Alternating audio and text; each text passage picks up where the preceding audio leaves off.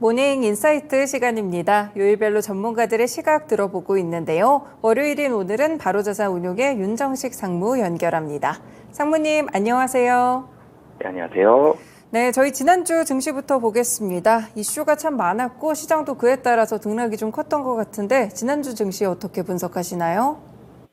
네, 증시가 최근에 8월 들어서 계속 좋지 않았었죠. 대부분의 거래일을 하락을 했습니다. 네, 그래서 굉장히 좋지 않은 증시의 모습을 보여줬었고, 그리고 그러니까 지지난주 금요일이죠. 8월 18일 종가가 2,504포인트까지 하락 마감을 했습니다. 그래서 지난주 이 시간에 말씀을 드릴 때 이 심리적인 지지선 121선은 붕괴가 됐고 2,500포인트 지지 여부가 상당히 좀 중요하다라는 말씀을 드렸는데, 지난주 우선 뭐 긍정적인 면부터 좀 살펴본다라면 그래도 상승하는 거래일이 하락 거래일보다 더 많았습니다. 5거래일 중에 3거래일은 상승을 했고요. 2거래일은 하락을 했습니다. 근데 상승 거래일이 더 많았지만 종가 기준으로 보면 이 8월 18일 종가가 2,504포인트였고요. 그리고 8월 25일, 그러니까 지난주 금요일 종가가 2,519포인트입니다. 포인트 기준으로는 사실은 15포인트밖에 변동되지가 않았죠. 1%가 채 안 되죠. 0.8% 정도? 사실은 1%가 채 안 되는 변동의 폭을 보여줬는데, 근데 주간 단위 안에서는 이 변동이 상당히 좀 많았습니다. 월요일과 화요일은 굉장히 눈치 많이 봤죠. 월요일과 화요일은 눈치 많이 보고 수요일까지도 사실은 시장의 관망세의 분위기를 보여줬습니다. 한 발짝 좀 떨어져서 한 발짝 떨어져서 움직이는 모습들이 개인, 외국인, 기관 모든 투자 주체에게 공통적으로 나타나는 특징이었는데요. 뭐 그 증거가 거래 대금입니다. 지난주에도 제가 말씀을 드렸던 것 같은데 거래 대금이 좀 많이 줄어들고 있다라는 말씀을 드렸습니다. 거래 대금이 많이 늘어났다가 지난주 같은 경우는 이제 10조 원, 11조 원이 채 안 되는 그런 모습들을 계속적으로 거래 대금이 보여줬고, 지난주 월화수 같은 경우는 8조 5천억, 9조 2천억, 8조 5천억 이렇게 거래 대금 계속 줄었습니다. 목요일 날 그래도 거래 대금이 좀 올라갔지만 그래도 10조 원 간신히 넘었어요. 10조 994억 원이고요. 그리고 금요일 날 다시 시장 하락하면서 거래 대금 8조 3천억 원. 예, 지난주에 사실은 이벤트들이 좀 많았습니다. 많았다라는 게 중요한 이벤트가 두 가지가 있었는데요. 수요일에는 엔비디아의 실적 발표가 있었고, 그리고 마지막 거래일에는 이 잭슨홀 미팅에서 파월 의장의 발언이 있었습니다. 이런 두 가지 커다란 이 이벤트를 앞두고 시장이 한 발짝 떨어졌는데, 긍정적인 면들은 엔비디아 실적 잘 나왔죠. 그리고 잭슨홀 미팅 이후에 시장이 뭐 폭락을 한다든지 이런 모습들을 보여주진 않았습니다. 그렇지만 그럼에도 불구하고 변동성은 계속적으로 같은 날임에도 불구하고 같은 거래일 안에서도 변동성이 상당히 좀 컸고요. 그리고 주간 단위로도 요일별로 하루 올라가고 하루 떨어지고, 그리고 많이 떨어졌다라고 생각을 했는데 여기서 또 차익 실현 매물 또 떨어졌다라고 생각했는데 분위기가 좋지 않나라고 생각을 했다가 여기에서 다시 저가 매수도 들어오고요. 시장 분위기 좀 매파적인 것 같은데 그럼에도 불구하고 이럴 때도 또 저가 매수도 들어오고 이런 모습들이 있었기 때문에 시장이 결론적으로는 2,500선은 좀 지지하는 그런 모습을 보여줬고요. 차트적으로 보더라도 121선은 붕괴됐습니다만 다시 아래에서 2,500과 2,550 사이 여기에서 이평선들을 다시 좀 모아가고 있고, 단기 이평선, 그러니까 5일선과 11선은 지금 자리 정도로 좀 내려와 있습니다. 이평선을 조금씩 모아간다라는 점은 이 자리를 좀 지지할 가능성이 높다라는 점. 이평선이 더 많이 모이면 많이 모일수록 여기에 어떻게 보면 좀 힘을 응축하는 모습이 되는 거고요. 이평선을 다 모은 다음에는 그 다음에는 위든지 아래든지 방향성을 좀 탐색하는 그런 모습들이 나오는데, 여기에서 크게 아래로 떨어질 가능성은 좀 낮다라는 점 등을 봤을 때 지금은 좀 바닥을 형성하고 있는, 바닥을 좀 다지고 있는 그런 자리의 모습을 지난주에 좀 보여줬다라고 보시면 되겠습니다. 이 코스피 매매 종목들을 좀 살펴본다라면은요, 지난주 같은 경우 코스피에서 이 반도체, 그리고 2차전지, 조선, 자동차, 다시 대형주로 좀 돌아오는 모습이죠. 이런 종목들에 대한 매수가 펼쳐졌습니다. 이 순매수 1위는 삼성전자고요. 그리고 이 SK 하이닉스가 순매수 4위에 포진이 되어 있습니다. 물론 거래대금 그러니까 지지난주보다는 지난주가 매수 금액이 늘어났기 때문에 훨씬 좋은 모습이지만, 그럼에도 불구하고 여전히 순매수 금액은 조금은 아쉬운 그런 모습들이 있습니다. 삼성전자 가장 많이 매수했고요. 720억 원. 그리고 SK하이닉스 4위로 352억 원 매수를 했습니다. 그리고 2차전지 관련된 종목들이 매수 상위에 있는데요. 이 포스코 인터내셔널이라든지 LS라든지 LG에너지솔루션 다 매수 상위에서 2차전지 관련된 종목들도 수급적으로 좀 좋은 모습들 보여줬고요. 그리고 조선주들과 자동차 관련된 종목들, 뭐 한화오션이라든지 삼성중공업, 그리고 자동차에서 현대차와 기아까지. 사실 자동차 같은 경우는 반등을 하지는, 뭐 시원한 반등을 좀 보여주지는 못했습니다만, 이 자동차주들도 마찬가지로 좀 바닥을 다져가는 그런 모습들이 좀 나오고 있는 그런 상황이고요. 매도를 본다라면 매도에서도 2차전지 관련된 종목들이 매도도 나옵니다. 이 매수에도 있지만 매도에도 있고요. 그리고 반도체 관련된 종목들, 그리고 플랫폼 관련된 종목들이 좀 매도를 보여줬는데, 우선 2차전지 쪽에서는 포스코 그룹 쪽, 포스코 퓨처엠이 매도 금액이 꽤 커요. 이 1,899억 원이고요. 그리고 포스코 홀딩스도 매도 3위입니다. 2차전지 관련해서 이 두 종목 좀 크게 좀 매도하는 모습이 있었고, 반도체에 관련돼서는 뭐 한미 반도체라든지 뭐 이수페타시스 이런 반도체 장비 쪽으로의 그런 종목들 좀 매도하는 모습이 있었고, 특징적인 부분이 최근에 이 시장이 좀 불안해지면서 가격적으로 좀 싸다라는 분위기 있어서 매도 금액이 좀 줄어들거나 아니면 매수가 일정 부분 좀 들어왔던 종목들, 이 플랫폼이 지난주부터 수급이 확실히 좀 안 좋아졌죠. 지지난주부터죠. 그러니까 지지난주에도 안 좋고, 그리고 지난주까지 좀 좋지 않으면서 이제는 이 시장이 좀 많이 떨어진 종목이다라고 하더라도 확실히 좀 실적이 좀 좋은 종목들 쪽으로 많이 좀 옮겨가는 보수적인 모습들이 아직까지 좀 나오고 있는 그런 상황이다라고 보시면 되겠습니다.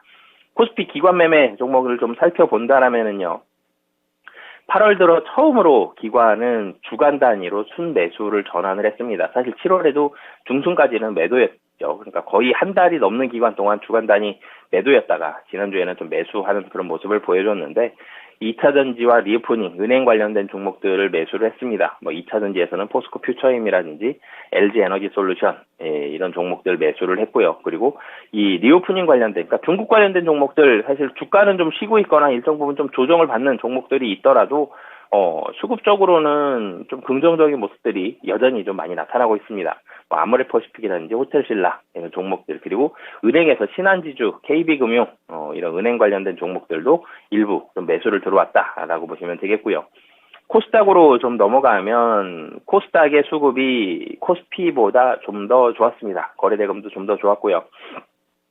코스닥도 코스피처럼 5거래일 중에 3거래일은 상승을 했고요. 2거래일은 하락을 했는데, 외국인은 4거래일 순매수하는 모습을 보여줬습니다. 코스피에서는 기관의 매수가 외국인의 매수보다 좀 더 많았는데요.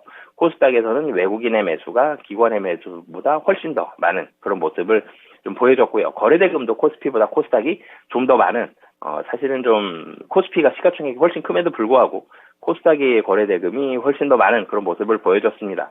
이 많은 이유를 살펴본다라면 이 2차전지 종목에 또 있을 것 같은데요.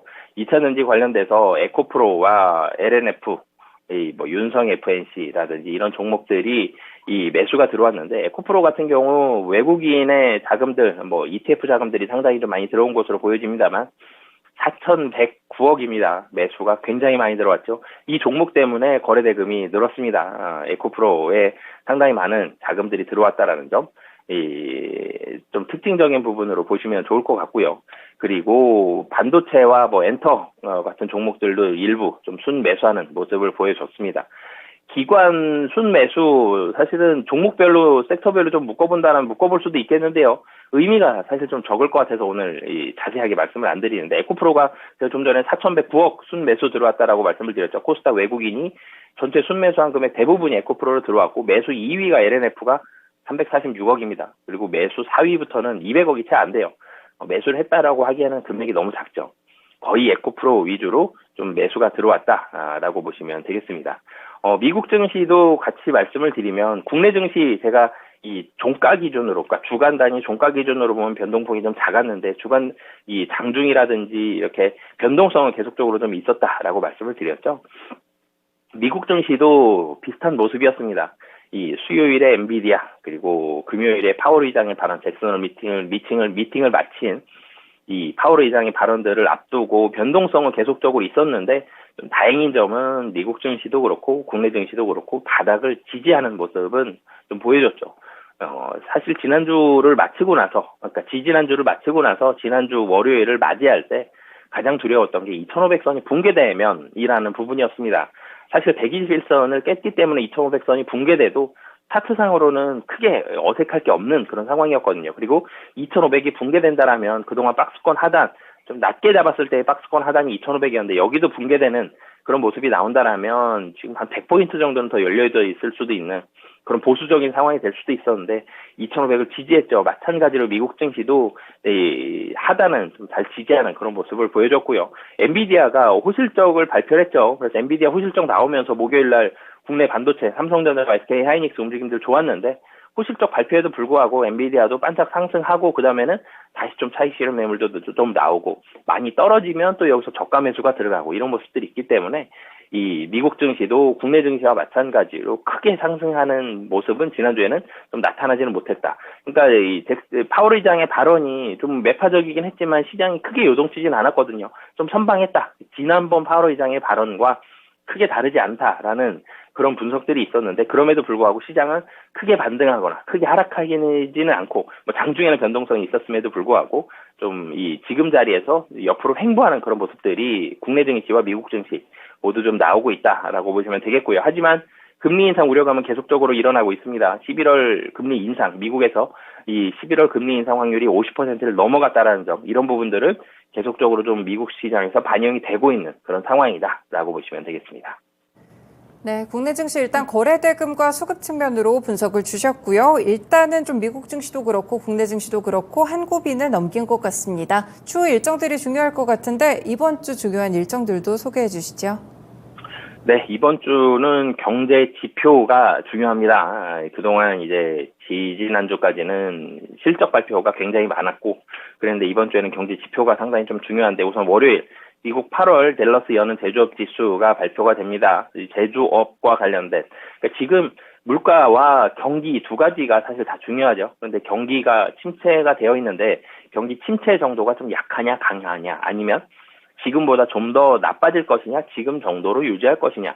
사실 이런 차이가 있죠. 그래서 이 댈러스 여는 제조업 지수를 통해서 경기가 어떻게 돌아가고 있는지 이런 부분들을 미국에서 판단을 해볼 수 있을 것 같고요. 그리고 미국 국채 2년물과 5년물 입찰이 있습니다. 미국 국채의 금리가 심상치가 않죠. 계속적으로 좀 높은 수준을 유지하고 있다는 점. 그래서 국채 금리 항상 좀 잘 살펴보셔야 될 것 같고요. 그리고 화요일 같은 경우는 일본 7월의 실업률과 독일 소비자 신뢰지수, 미국 8월 컨퍼런스 보드 소비자 신뢰지수, 그리고 미국의 8월 댈러스 여는 서비스업 지수, 뭐 다 중요하지만 월요일보다는 조금 무게감이 좀 떨어지고요. 서비스보다는 이제는 제조 쪽으로 좀 더 포커스를 맞춰야 될 것 같습니다. 그리고 이 수요일이 조금 더 중요한 경제지표 다시 나옵니다. 화요일 살짝 쉬었다가 수요일 나오는데, 유로존 8월 소비자 신뢰지수 확정치와 유로존 8월 경기 기대지수, 유로존에 있어서의 경기가 어떻게 되고 있는지를 좀 살펴봐야 될 것 같고, 미국의 7월 ADP 민감 고용이 나오고요. 그리고 미국의 2분기 GDP 잠정치가 나옵니다. 두 가지 다 중요하죠.